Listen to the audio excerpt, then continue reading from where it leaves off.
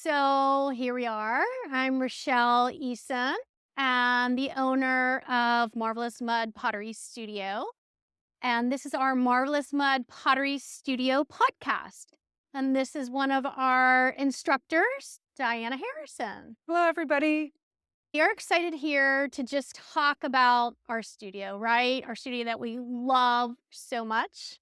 The sanctuary that we have here where we can get muddy and expressive and just fall into our own peace is basically why we set up the studio. So, since this is our first podcast, our first episode, do you want to tell us a little bit about your history with pottery? Yes. So fun. I started pottery when I was 4 years old, just a few years ago. And I have been doing it for quite a number of decades. Obviously, I started at the Carnegie Museum of Pittsburgh when I was 4. And I was very fortunate to be a little guinea pig for a student who was doing her residency or internship at the museum. And she was she was doing a project for school. She went to the University of Pittsburgh and she was doing a project for school for teaching little ones. And at 4 years old, she actually put me on the pottery wheel. Oh, wow. So I was upstairs at the Carnegie Museum. There were these old hallways, like very old, no art around on these old hallways. You could walk down thinking like you were going into a dungeon. I remember this very clearly. And all of a sudden, you were in these classrooms, and I got to throw on the wheel. And I don't think I made very many things, obviously, but I fell in love with it. And I remembered falling in love with it. And I went to the Ellis School. It was an all-girls school in Pittsburgh, and they were very strong in the arts. And from that point on, I just fell in love with all things pottery and did pottery all the way through grade school and high school and college and graduate school. And then, of course, beyond. So at this point, I'm very kind to say that I've been doing pottery for about 40 years, but it's actually been 50. But that's okay. I absolutely love it. And I have taught it. I did juried art shows for over 30 years. I've been a college professor at two different colleges, Gardner Webb University in North Carolina and Florida Southern here in Lakeland, Florida. And I was an invited artist to Disney for many years. And so I even got to take my wheel onto the promenade at Epcot and throw for Food and Wine Festival and Flower and Garden Festival and Festival of the Arts and all those wonderful festivals at Epcot. And so it has really been a part of my being since I was very young. And it got into my blood and I can't get it out. I don't want to get it out. I love it so much. So it's just something that I just aspired to always be in the mud. And besides the studio here, I have a studio at home. I have two studios at home. I have a glazing studio at home and I have a clay studio at home with a wheel and all that too. So that when I'm not here, I can do even more at home. So tell me about you, because I know you fell in love with clay too. Yes. And that has a lot to do with you. I had always wanted to do pottery, but it was always something that I thought was too expensive, too this, too that, too time consuming. But I knew it would eventually happen. Thankfully, it happened sooner than I thought. When I met you, it was at the museum, and you were teaching bookmaking. And little by little, I was hoping you would go back to the teaching, circle back around to the pottery. And we finally made our way there. So didn't start doing pottery until my 40s. I like the two of us that it's two different Yeah. trajectories that always how we synced up for time. And then so I started taking classes with you first at the museum and then at your home studio. And now I'm working here at the studio with you.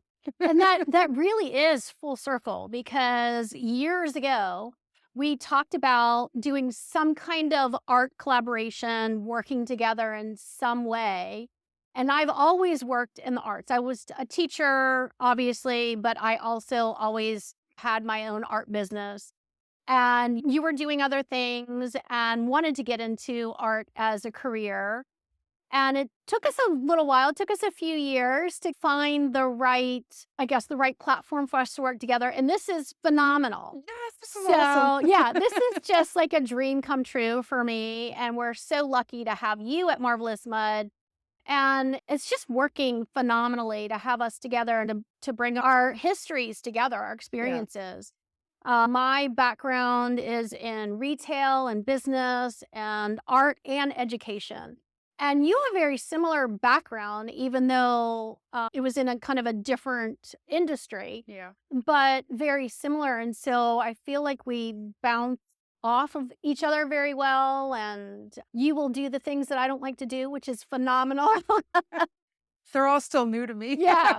They're still a Yeah. novelty. Exactly. That's it. You do still find certain things as a null, and I'm like, oh God, I've done this for 40 years, 50 years, however many years. But the museum, so it was the Museum of Art, and it is one of our gems in our local area. And I'm so thankful for teaching there. I've taught there for 10 years. And because of some health issues for me, I decided to not teach there anymore this year.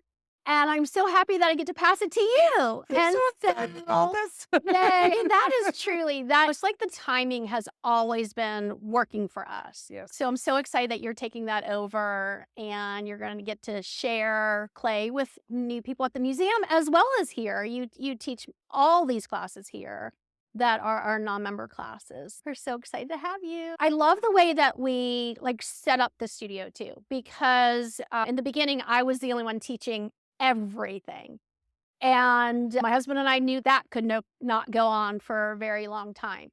And when you came on board in January, I was able to hand off classes to both you and Chloe, our original studio assistant who turned instructor and now is off doing something ridiculous like getting our doctorate degree, but we'll allow her to do that. And so it was really I knew that I didn't want this studio to be about me. It's about our members. But with me teaching everything was kind of hard to separate me from the business. And I was really glad when you came on and when Chloe got to start teaching because it enriches our curriculum so much.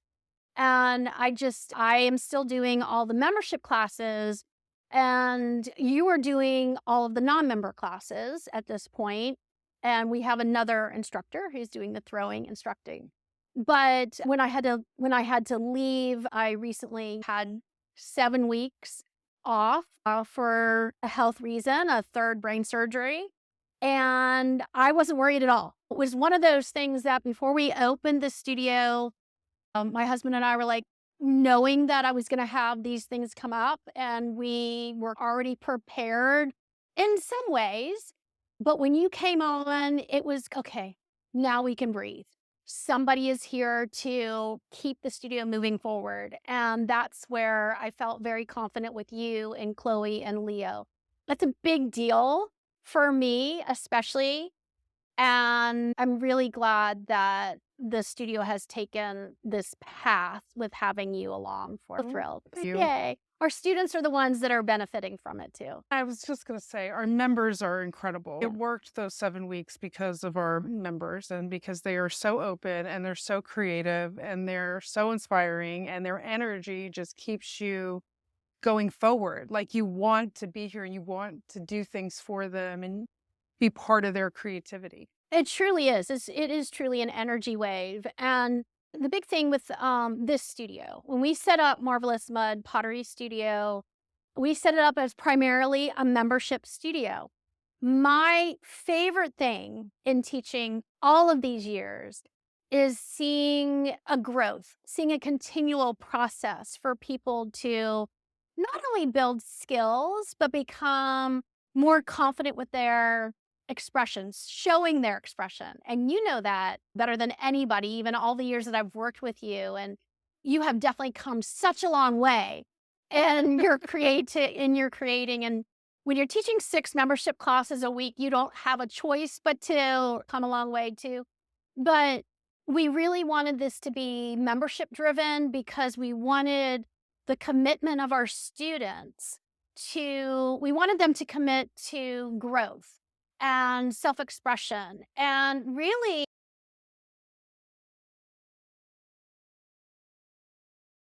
self-discovery.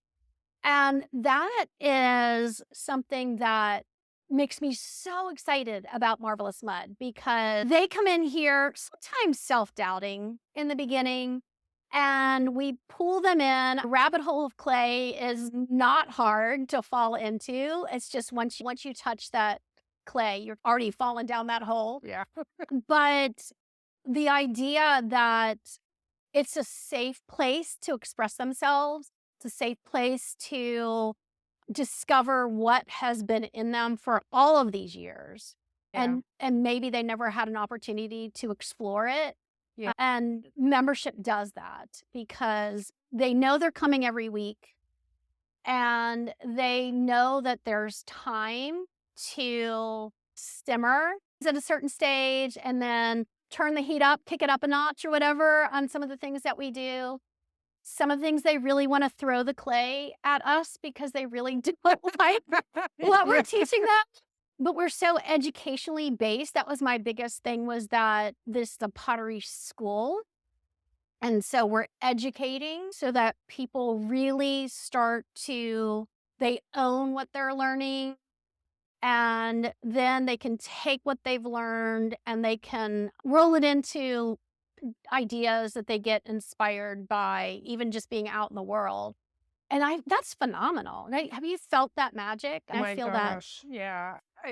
I felt it like really in once we hit the 6-month mark, like I Yeah. felt like everybody had their groove. It's like the new year came and everybody's creativity is just opened up. But I think that comes from doing something creative every like in a routine, in a rhythm. Yeah. Like you're doing it at least once a week here, you're doing something and you get that creative energy gets flowing. And when you have that creative energy flowing with 50 people on a regular Yeah. basis, it creates this momentum for everybody and it just like pushes everybody forward in such a good way, such a beautiful way.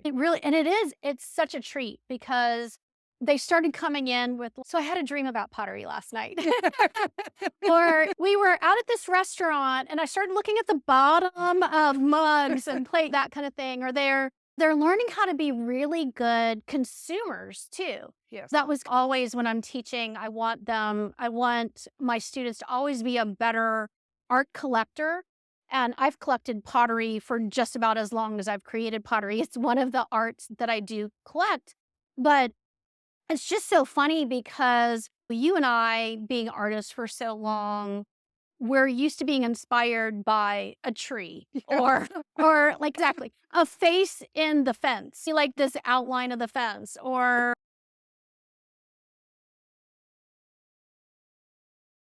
oh, there's an elephant profile in that water puddle or something like that. But to have people first come in and declare, I'm not artistic at all, but I've always wanted to learn pottery. And then you give them a lump of mud, as my husband calls it, just a raw lump of mud, and they start creating. And then they start finding that inspiration in their day-to-day lives without looking for it. And then they do start to dream about it. And then they want to do this and this. And there's never even enough time with all the time that we have here to create everything that they want to create. But it's an energy. It's a magical, mystical energy that just not only consumes them, but overflows into their daily life. And that's one of the things we use stoneware clay for that reason, because they can actually make things to use in their everyday lives. All of the clay that we create here, they can put in the oven and bake a casserole in, or just cook a pie in something. I have these casserole bakers that, because I'm wonky and earthy and organic, those words that we love to use, they're not rectangular casserole bowls. but I'm a new cook. I've never cooked before in our marriage. My husband was always the cook, but I love cooking with my pottery. And people are really getting on that trend too. And I'm thinking of so many of our members in mind now that have come to me that are like, yeah, I got to use this in a dinner we did the other night, or this party that we threw, or even just for my wife. We have several men that are part of it, and we have some men that are making things for their wives. And we had one that came in a couple weeks ago. Yeah, my wife used this to make our dinner the other night, that kind of thing. And so that's been really fun.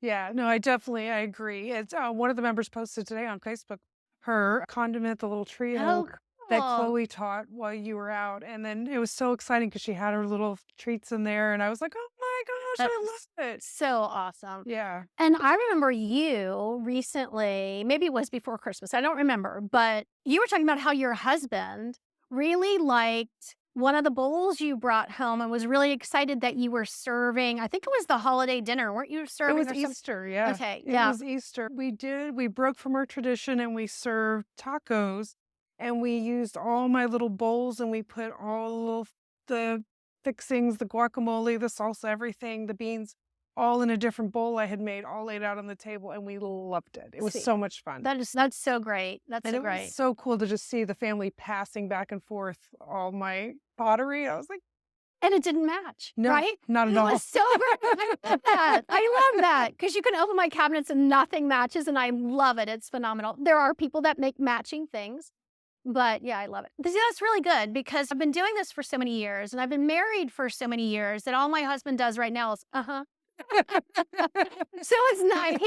He's thrilled and everything we use in our kitchen or anywhere around the house is obviously pottery that Yeah. I've made. So it's just a normal thing for him to at this point. I feel like he should get like the biggest shout out because the place really functions because of him. Yeah, so there's the silent, right? The silent partner is Chris, my Yeah. husband, who he oversees everything. He doesn't like to get dirty with the mud, but he will get dirty with everything else. And he does keep this place running pretty well. So we really appreciate it.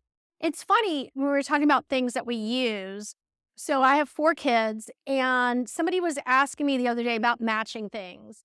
And I was telling them, so now all of our kids are adults and they're on our own. And it wasn't until basically they were on their own and getting things for their own houses that they realized that kitchen plates could match.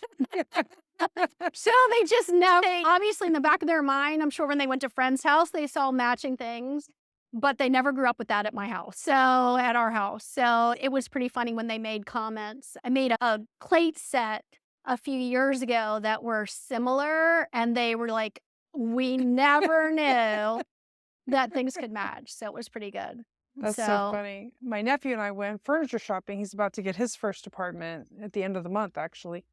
And we were talking about developing, he wanted to know what his style was. And I was talking to him about developing his style. It was like, you don't really just pick a style. It was like, right. that's to really capture yourself. It was like you collect things that you love and then you're curating your style and it develops over time.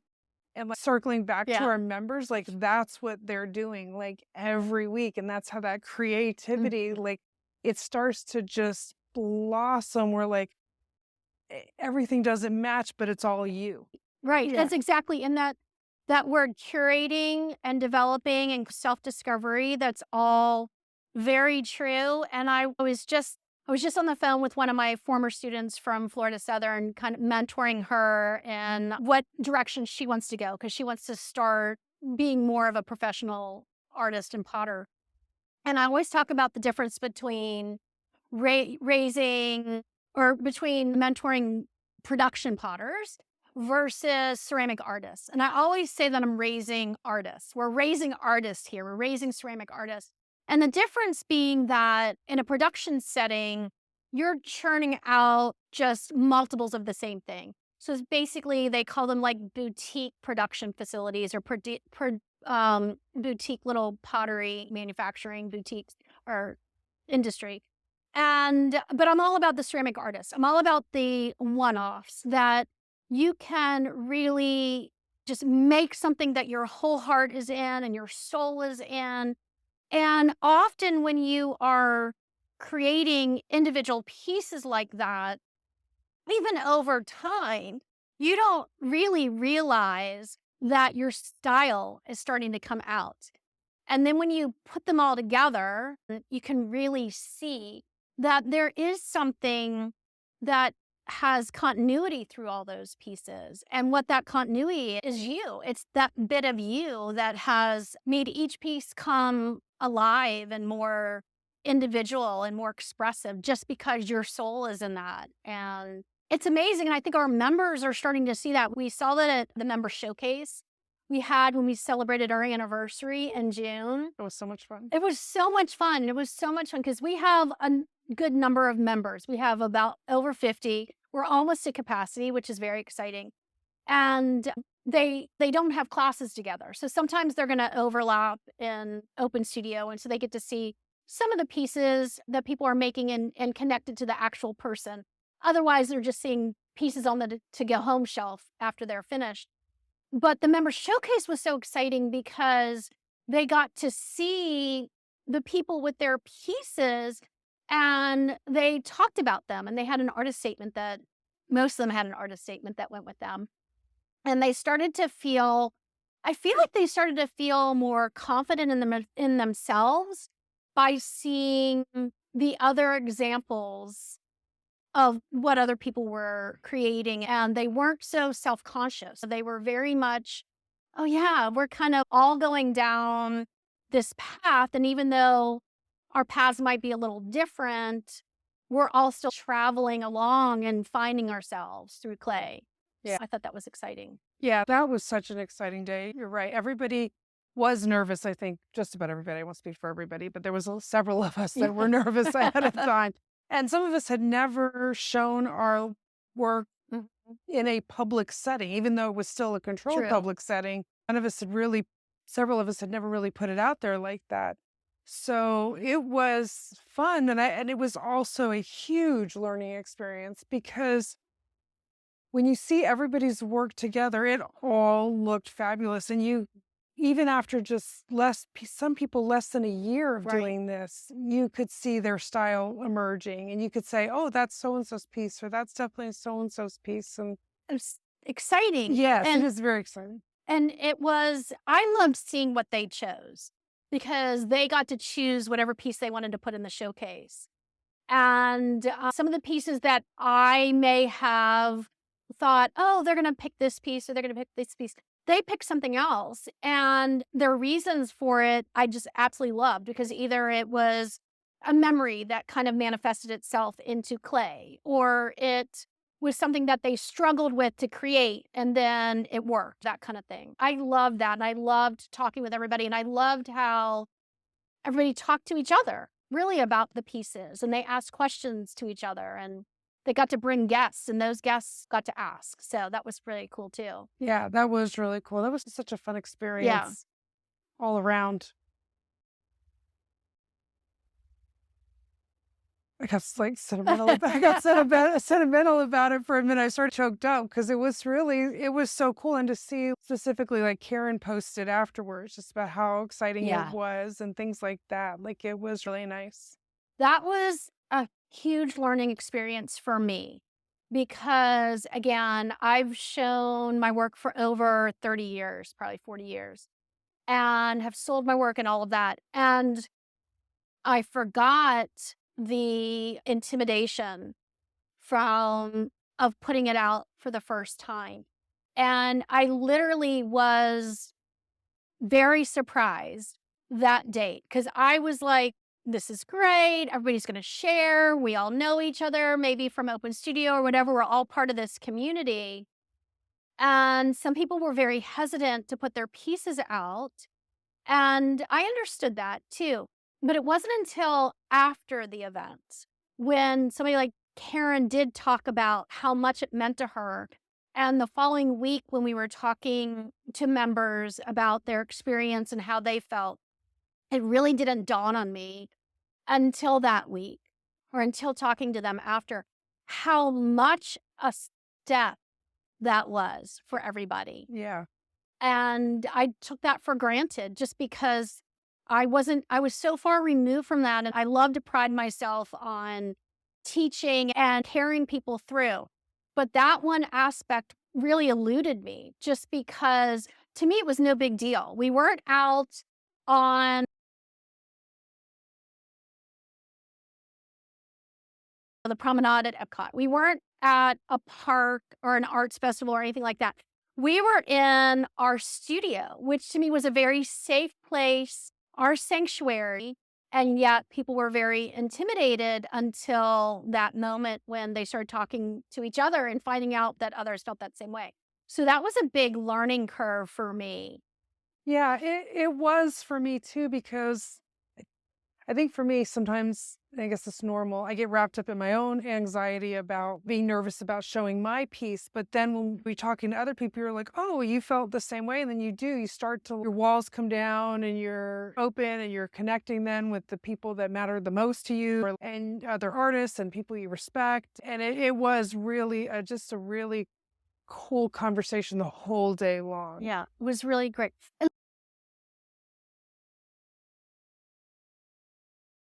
Let's build on that too, because we were talking about this is primarily a membership studio. And my goal for this whole plan is that membership, just because I'm an educator. I want it to be fun, but I also, we're not an entertainment venue. We are, at Disney, we called it what edutainment. So that it was education and entertainment. And it's been really important to me as an educator that our adults, whether they're non-members or members, learn when they come in here because there's a lot of fun things out there that you can do one off, whatever, and that's great. But I really wanted people to be able to come in this studio and be lifelong learners. And this is what they're learning through it. And we have our members that can commit every week, but we also have non-member classes. And our non-member classes are what you're in charge of. You do the two-part classes, and they're four-part classes. That's a requirement to take to even get into membership. So we do have that kind of prerequisite. And it's important that our non-members, which we have several that repeat classes, they may not be able to commit to membership, but they like to come back and take some of these two-part classes or even the four-part class a few times. Let's talk a little bit about them and where you see, because you're spending more time with them now than I am, and where you see their interests lying. Why are they choosing to come into our studio, and what are they getting out of it in a two-part class? I just put you on the Yeah, I spot. was gonna say, I hope a lot. They are getting a ton. No, it's interesting because a lot of them just have a general interest in pottery and they're Googling pottery, Lakeland, Florida, and they're finding our studio, which is Yeah. fantastic. And they're coming in because they've noticed pottery at an art fair, or it's something that have always interested them, or they've seen it on Pinterest or TikTok or Instagram. And something has put that bug in their ear. And then they're coming in, and so many of them have either, like me, not touched clay since third grade or since school, or have never touched clay. And they're coming to so many art classes like this where you're like not sure in your expectations and you got something in your head, but you're trying not to have the thing in your head. You're trying to just let it be. A lot of what happens, especially towards the beginning of class, isn't really even about the project. It's just trying to relax and get comfortable in the studio, and hopefully, we're making that relatively easy. And so then they get to just learn some techniques, because obviously that's the main thing. Like, we don't do anything for them. We don't touch their piece at all. Yes. Number one rule of studio, Yeah. we do not touch your piece. Everything in the two-part classes is hand built by the individual that came in or signed in for the class. So it's a different experience. And like sometimes they come in thinking everything gets done on the wheel because it's pottery, but we're teaching pinching and slabs and patching and coiling and all the it's so weird. Like I'm like, yes, you do the wheel with your hands, but the hand building is different. Right. Yeah. So it is truly like Mhm, from scratch with your mhm, hands. And then I I kind of feel like there's always this point in class where there's like the tipping point where they're like, okay, I'm getting this now. And they're mhm, starting to get that comfort level. And then their creativity, they're starting to understand that all of this was made by their hands. And then they get to put their surface decoration on it and the piece that they just created and they're embellishing it for their own mhm, style. So no matter my favorite thing is when they pick it up. But my second favorite thing is at the end of class when everybody's looks so different, even though mhm, I gave them all the same steps, that they all have just hit their stride and made this completely unique piece to them.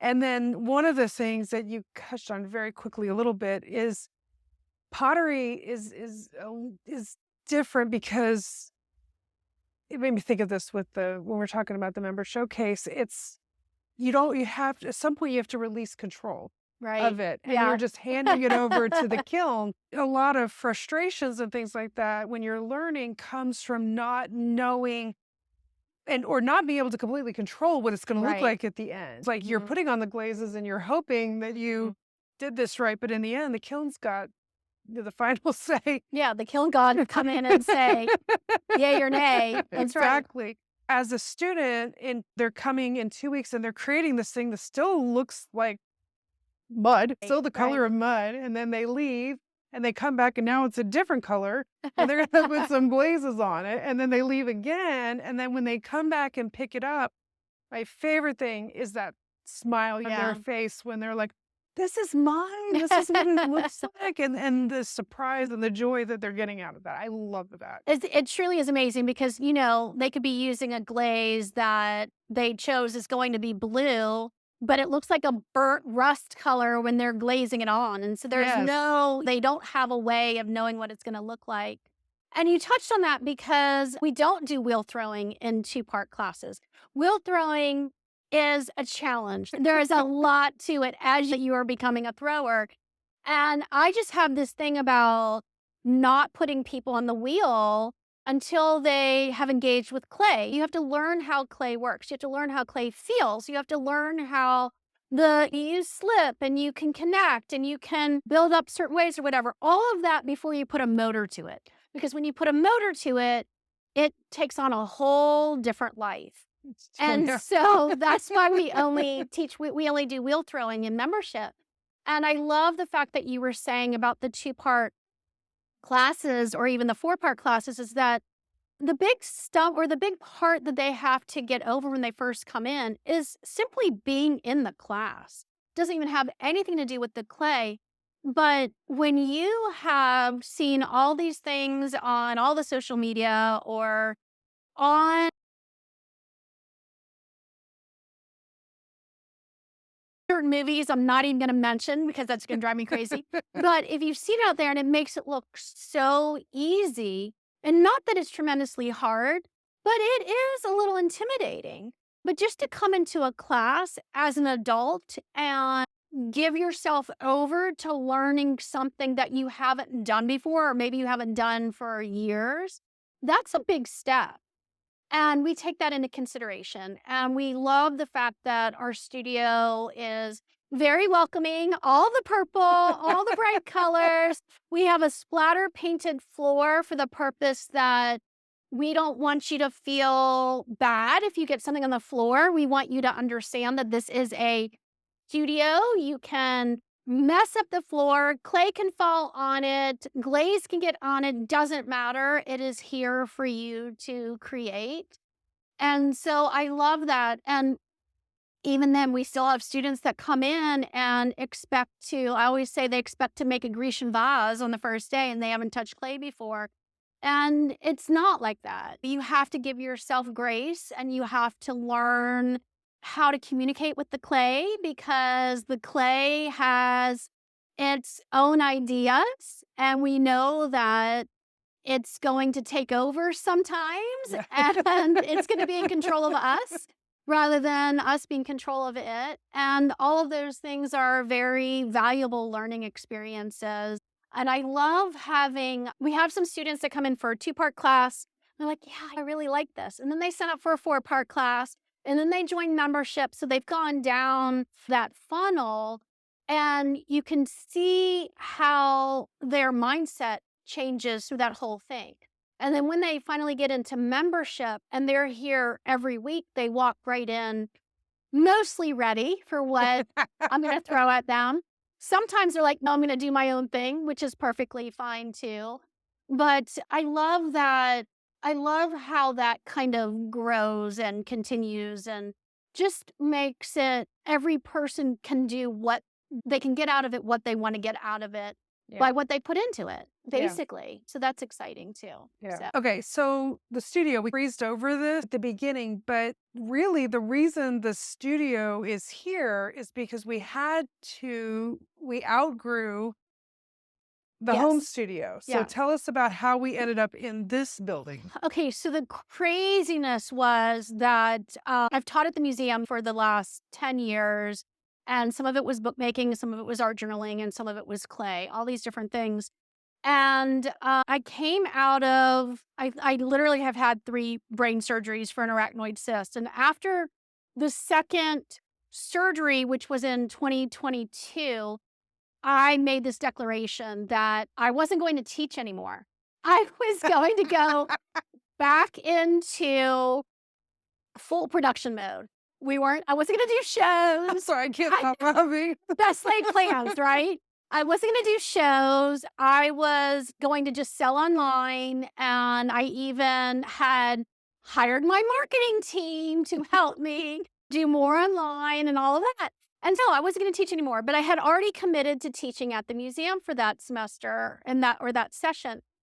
And one of the reasons why was because I was tired, honestly, and if I was doing my own thing, I could create in my home studios, go lay down if I needed to, and come back and work. So that all made sense, right? Logically. So I taught these 2 classes at the museum. I was teaching a morning class and an evening class in January, February of 2023, which wasn't that long ago, but it feels like forever ago. Both classes were sold out, 16, 18 people, something like that. And at that time, you were in my class at my house. I was teaching 1 class on Monday nights, always a Monday night class. And I had 4 of you, and you were all people that I had taught for years. Karen, it was you. You brought your sister, Christy, and then a couple other people were going in and out, but people that I had taught. And so the 6-week class at the museum was about to end, and it was all hand building. And I started to have people ask me about continuing in my house. And I was like, okay, I had a few wheels and I could do that at my house. I was like, okay, I can do that. Within about 2 weeks, we had 30 some people that wanted to continue in clay at my house. And I could only fit 4 at a time. So I was doing like 7, 8 classes a week at my house. And I was like, this is not going to work. Well, my home studio was set up in my garage. We had chairs on wheels. We were sitting at these tables. And by the end of the night, everybody had rolled down towards the garage door in their chairs. We really just did not have the room. 1 class was fine, but 7 of those a week, that was a lot. And with the insurance laws changing and all that kind of stuff, we decided that we outgrew that this wasn't a fluke and people really wanted to learn, which was really weird because this wasn't the first time I've taught clay. I taught clay at the museum for years, but we never really had enough people that were interested in continuing. And this was again post COVID. People were ready to get out of the house and start learning and doing other things. And that's really how Marvelous Mud was born. One day I woke up, my husband and we had that retail studio in North Carolina for about 5 years before, and we both said we would never, ever do that again. And it was so weird because I woke up one morning and was like, this is what I have to do. And I brought it up with him, and it ended up that this one storeroom that I had been passing almost daily, taking my daughter to work at that time. He had also been passing separate car when he was going to work, and it was for lease. And we both were like, to ourselves, mind you, we never talked about it to each other. We were both like, that would be a great pottery studio. And apparently, this had been going on for like 3 months. And he never said anything to me, and I never said anything to him. And then that day I did. And we were both like, oh, we saw a place. That wasn't this place. That was someplace else. But that place had already leased. But it was weird because we both felt it at the same time that it was our time to go down this opportunity, to take this, to go through this endeavor again. And I literally spent a week or two trying to find a location, and we found a couple places that I just had to have, and it just didn't work out. And then this one came up, and it was completely gutted. And it was an opportunity for us to come in and build literally from the floor up, the walls, wherever we wanted, to have this designed like I wanted it. And we were lucky. We got the lease. I was able to, one of my great friends, Vicki Luffman, had a studio, a silk studio, Brick Street Art Gallery, I believe it was, that she does have here in Lakeland. And she's the kindest person ever. She let us go into her studio for 2 months. So Vicki was so kind to have us in her silk art studio. And I said to her, and I've known Vicky for years, and there's not a nicer person, just like, "You got a dog." I She got a found a dog. dog. I got a dog And because of Vicky. yes, because of Vicky, and we put you together. But so I did say to her, and Chris and I, my husband Chris and I were sitting there at her studio, and I'm looking around at everything. This was when we first went to discuss with her, and I had already talked to a few other people to go in temporarily while this place was being built out. And I looked around and I was like, Vicky, I so appreciate your graciousness, but you do know how much dust comes with clay. She said, oh, yeah, it'll be fine. It'll be fine. We'll sweep the floor. And it actually was fine. Everybody was really good. We were on our best behavior, and we did clean up That's a really lot. well. It was a lot because we had a good, I think by that point, we had almost 40 some people, and we had all of our membership classes there. And I was taking pieces from there to my house to fire. The kiln was at my house, and I was taking clay there and everybody's pieces there. And every week, because we were almost completely cleaning out by the end of class Wednesday night because she had classes on the weekends. So it was a struggle for 2 months. She was gracious. It was fabulous. And we were so fortunate to have that. But you could tell we really wanted it. And our members really wanted it because those 2 months were a trial in dedication. And that when I knew even at my house that everybody was really gung ho. But when we were at Vicky's for 2 months, and they were so thrilled to have this space, even a temporary space. And they were so appreciative of Vicky and of me, what going back and forth and of everything that we were set up. Chris and I, because he would go there and clean up too. Chris and I were like, this is it. This is really what we're meant to be doing. And so when Marvelous Mud, when our studio was built out and look a little different than this, we have put in a lot more fixtures. My poor husband, I was like, that's it, no more fixtures. And then the next week I'd be like, well, I went back to IKEA and I have 3 more and that kind of thing. And you and your sister and some of our friends helped to build some of these things. They're all very sturdy, by the way. We just knew that we had the right pieces to the puzzle. And it was that membership. It was really like, I really wanted to hand over ownership to everybody who was a part of this. This was a community, even though it's a private studio. We're adults only. I do have very strict policies in a way because we have so many members and we want to make and we have non-members and we want to make sure that we are gracious and fair to everybody who walks in the door. And we also want to make sure that your pieces have the best chance of being successful going into the kiln. I'm very careful about what we put in the kiln, that people know what they're doing. Things aren't going to explode, even though we do have some explosions. That's just going to happen That's with normal it's just pottery. normal. Yeah. Exactly. But we do have policies in place to make it as fair and successful and a great community. And I love it. I feel like I honestly feel like we're where we're supposed to be. I think you feel that Oh, too. definitely. And that the studio is it's its own entity. It really has its own life force Yeah.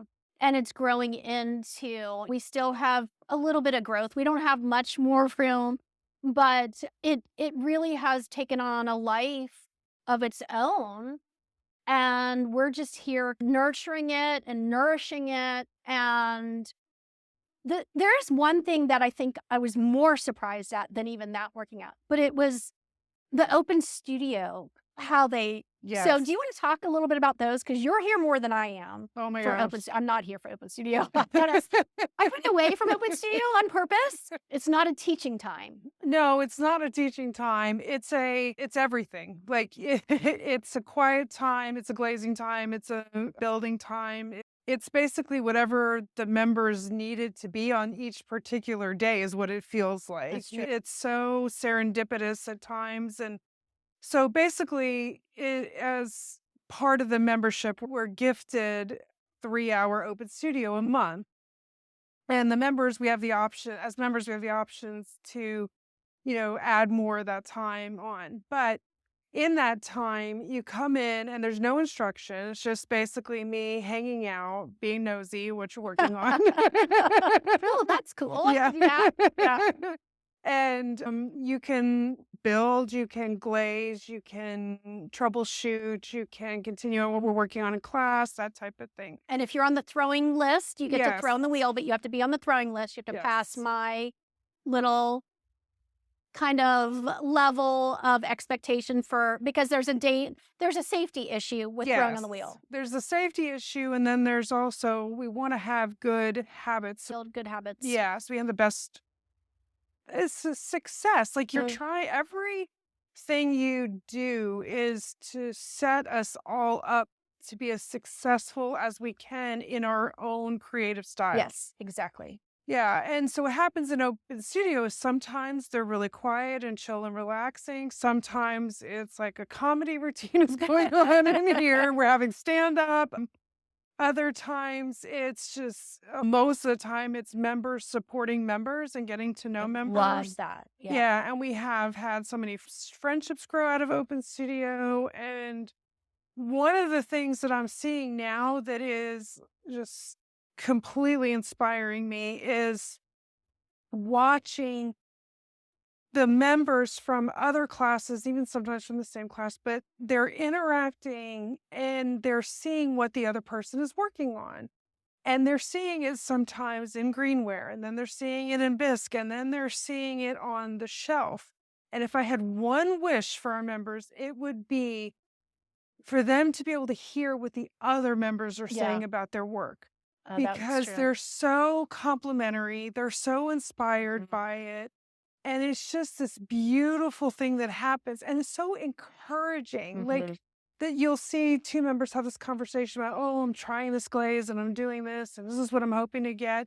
And then the other member will come back into the studio and see it on the completed Mhm. shelf and oh, so and so's gonna be so excited. It's exactly what they were trying to do. It looks fabulous. And I it's love that. yes, and it's so cool. Like people will go to lunch, have coffee and back, or sometimes it's just the end of the day. They go have dinner or Right. whatever. And it's just creating these connections that are just so incredible. I love that because there's no competition. Yeah. That's the biggest thing because I've been in situations before where it's been pretty competitive or At least somebody wants to do up what the other person is doing. Here, everybody is sharing. They're sharing their glaze combinations. They're sharing how they've done something. We have different places around the studio. We have a big bulletin board in one of our bathrooms for a lack of space. We put pictures on that wall and we have different kind of cheat sheets and things like that on there. And members are putting their glaze combinations on there. And I love how they are 100% supportive of the other people. And we have membership classes 4 weeks out of the month. And sometimes there's 5 weeks in a month. So what has been really excited is that a lot of these classes meet on that 5th week. We don't have class here, but they've decided to go to dinner together. Or your class is doing a book club this time. The 5th week of this month, they're going to have a book club. And they picked a book and they're all reading it and they're excited to go and talk about it. I'll probably just go and drink with everybody. But it's just a nice night out. We have another class that goes out to dinner after their afternoon class. And we curate these classes and we really do take that seriously. And every once in a while we get it wrong and we have to move somebody just because they feel more comfortable in a different class, or maybe their work schedule changes or something changes. But they really have formed these bonds together. And then Open Studio, they get to expand that circle of people. And they might only see somebody once every other month or something like that when they come to Open Studio. They happen to be here at the same time. But it's really joyous. They really do enjoy encouraging. And it's not even enjoying helping each other. They enjoy encouraging each other. Yeah. That has become this like sport almost that they have really, they love getting the feedback from others and they love giving the feedback to others. And like you said, it's all positive. It's all very helpful and it's very honest and Yes. true. And they did it 100% on their own. They created these Yeah. incredible moments. It's Like, very organic, yeah. very organic. And I couldn't be prouder of that. It was something I did not foresee. No. We ended up gifting that one Open Studio in case somebody couldn't come to a membership class, that was their way to have another class that month. And then people wanted more Open Studio. And that's actually one of the reasons why we moved out of my home studio to a studio, because they wanted more Open Studio time. And it really is an organic growth I think that's what built our community. The Yeah. membership did its part, but the Open Studio took it over the finish line and just made it this phenomenal thing where people they're literally planning their weeks and their months and their vacations and all of those things around the time they get to spend here, which I love. I think Oh that's yeah. great. If I have to go more than the 7 days without seeing them, I start to get my class. Like, I'm like, where's my class? Where are my Yeah. friends? What is Yes, I do know because I'm teaching your membership class. And when we do have that 5th week off, and I usually go away that time to see our kids, but I have learned that I need to send out an email that says, hey, you guys need to visit with each other before you come into class because we actually have a task to get done. But it is funny because we took 2 weeks off at Christmas. I think that was really the only time we took 2 weeks off, but every once in a while we'll have that week off because of that 5th week. And people come in like they were lost puppies Oh yeah. for the longest time. They feel like they haven't been here in so long, and they're like, "No, we can't take any more time off. Yeah. That's it. We're never leaving again." And so that's been really fun. Oh, So Kathy went on vacation this week and I was like, What am I gonna do?" exactly. And that's the other thing we miss people that are in here. Yeah. And you come to class expecting somebody to be there that's sitting across from you because everybody, adults, they all have their assigned seats. They found their seat and they're staying in them. I didn't assign them. They found them themselves, depending on the events or the location or the monitor or whatever they want to do. And they look forward to seeing that person. And also, they're texting each other, they're communicating with each other out of class. And we've had a couple people that are retired that we're looking for some friendships to even do other things with. And they've moved to like daytime classes. And we have some people that have gone back to work and they've moved, or daytime work, and they've moved to night classes. And we have both so that they can find their way of making sure that this part of their life continues regardless of what happens outside these doors. Yeah. And I love that. Yeah. I think that's phenomenal. And I love the fact that we have a consistent membership body. People that have left, the majority of people that have had to leave have actually moved away, some to another country, the UK, some to other states. We've had a few people that moved and are moving to North Carolina.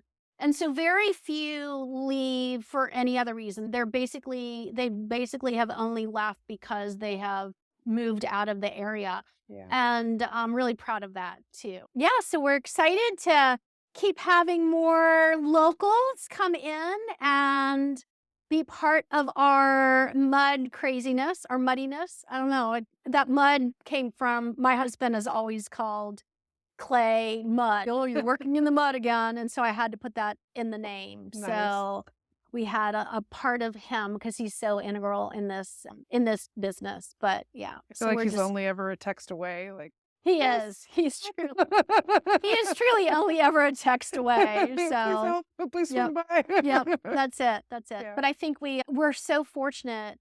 Chloe, who went to doctorate school, which again we're going to excuse her for, she said it. We were talking about our relationships, our staff relationships, and I said something to her like, and I know I've been around the block before. I've worked for other people that we didn't get along, or not to this point. And we're so close. And I said that, isn't this how it's supposed to be? And she said, I don't think that's normal. I don't think our relationship is normal to every job.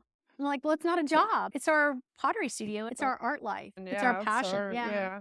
So I think we all feel that way. Definitely. I never could have. I feel like sometimes I dreamed this into existence because it was like what my heart wanted more than anything. It was just, and you touched on our friendship, but our friendship evolved so naturally. Like it was like right away, I think there was a connection where like we saw eye to eye on our approaches to art and like how we feel about it.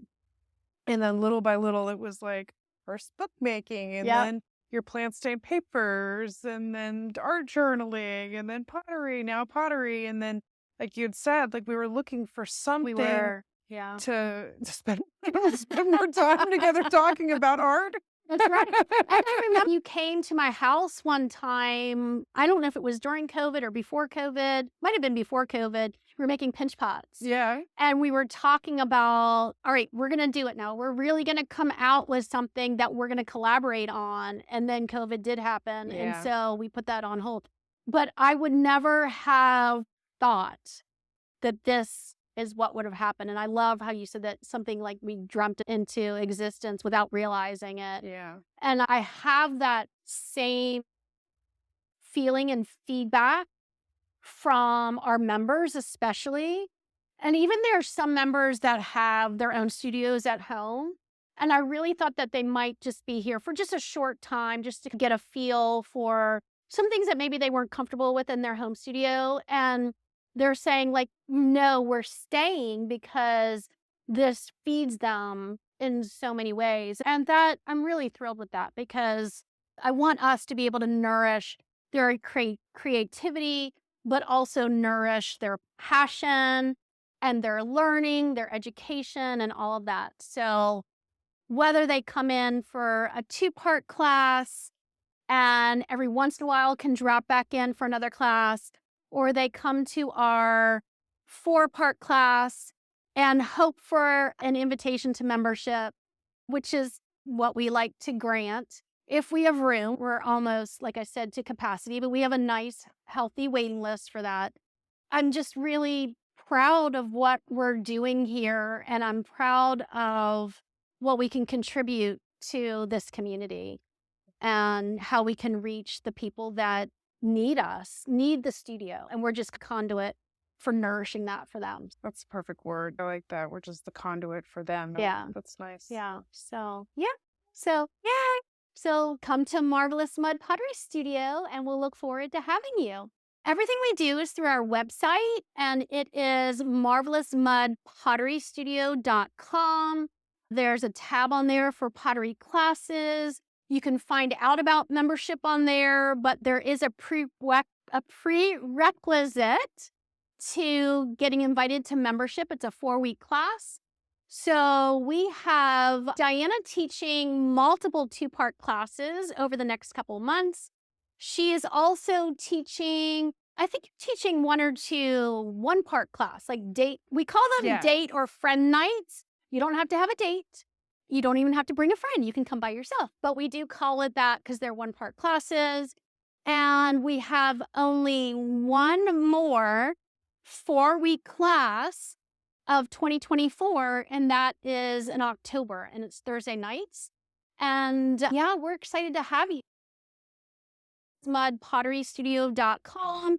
All the information is there, and my email is there as well. So if you have any questions, just send me an email. We are a studio for 18 and older. We're just for adults.